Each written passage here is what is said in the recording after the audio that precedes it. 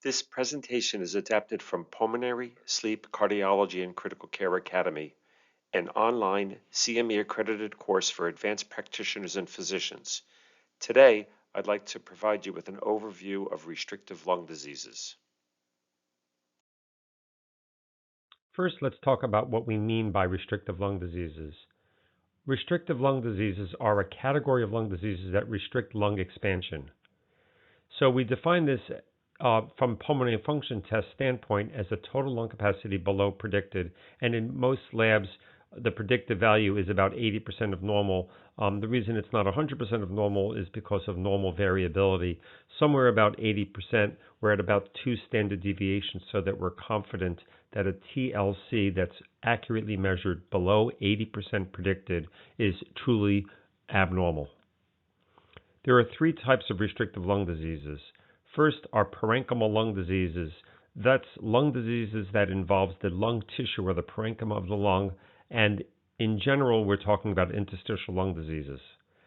Second are pulmonary restriction from extrapulmonary causes, where the lungs themselves are fine, but they get squeezed from the outside.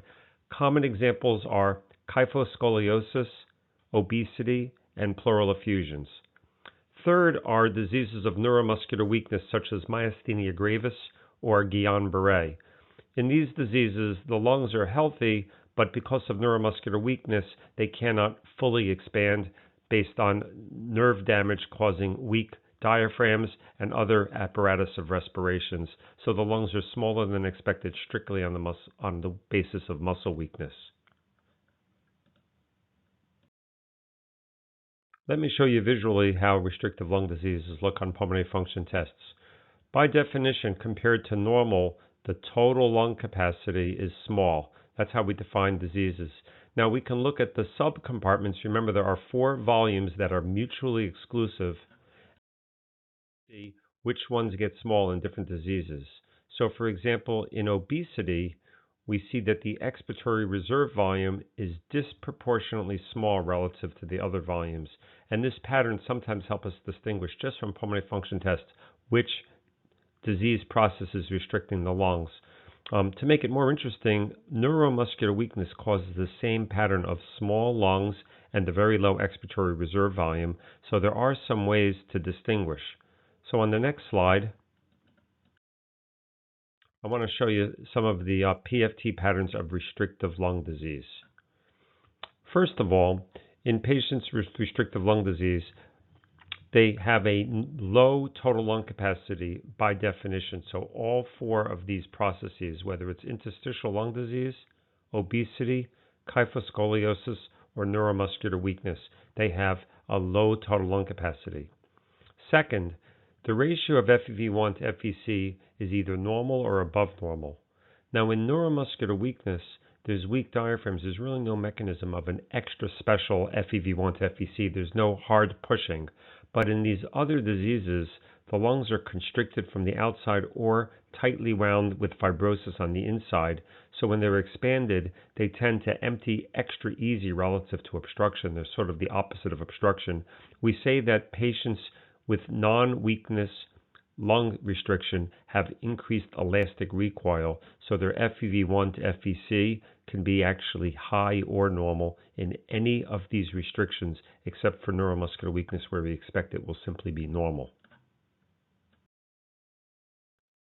Now, we look at the diffusion capacity is low in all restrictive lung diseases because there's less lung parenchyma or less functional parenchyma, or the lung is working at a lower lung volume. But in interstitial lung disease, the pattern is that the diffusion capacity is even lower than the TLC. We say that it's disproportionately low. That way, when we compare the diffusion capacity to the lung volume, sort of it's the diffusion capacity per lung volume, or the KVO, which is the transport factor. That shows how well the lungs are intrinsically functioning independent of their size. We see that in kyphoscoliosis and neuromuscular weakness, that's normal, meaning the TLC and the diffusion capacity are proportionately low. So when you do it per volume, it's normal. In obesity, because of issues of VQ matching, we can frequently see an elevated diffusion capacity when accounting for volumes. And the most important one of these is in interstitial lung disease. We know that the diffusion capacity, even when accounting for lung volume, is low. We say that in interstitial lung disease, the diffusion capacity on a per volume basis is still low. That's because the transport is intrinsically low in interstitial lung disease. Finally, the expiratory reserve volume we talked about on the first slide.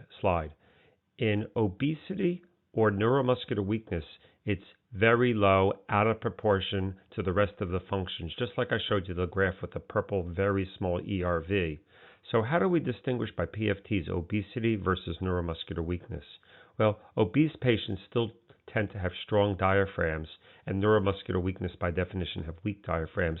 So we do diaphragmatic testing where we can measure the maximum inspiratory force or the maximum expiratory force that a patient can generate by blowing out or breathing in as hard as they can.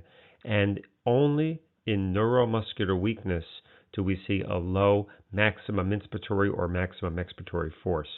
Again, I mentioned it on the first slide, neuromuscular diseases that are commonly associated with neuromuscular weakness are myasthenia, Guillain-Barré, or a paraneoplastic syndrome that's associated with small cell carcinomas of the lung and some other neuroendocrine tumors that's known as Eaton-Lambert, or some people say Lambert-Eaton syndrome. So if we have one of these neuromuscular weaknesses, we'll see a disproportionately low ERV. That's the clue. And it's hard to distinguish from the pattern of obesity unless we have neuromuscular testing like a MIF or a MEF. If you'd like to learn more, please visit our educational center at pulmonaryandsleepacademy.com, where we have 70 hours of self-paced online CME-accredited courses covering pulmonary, sleep, cardiology, and critical care medicine. Please enjoy more of our short visits on our PSA YouTube channel. You can purchase our full courses with an exclusive 10% discount code using YouTube10.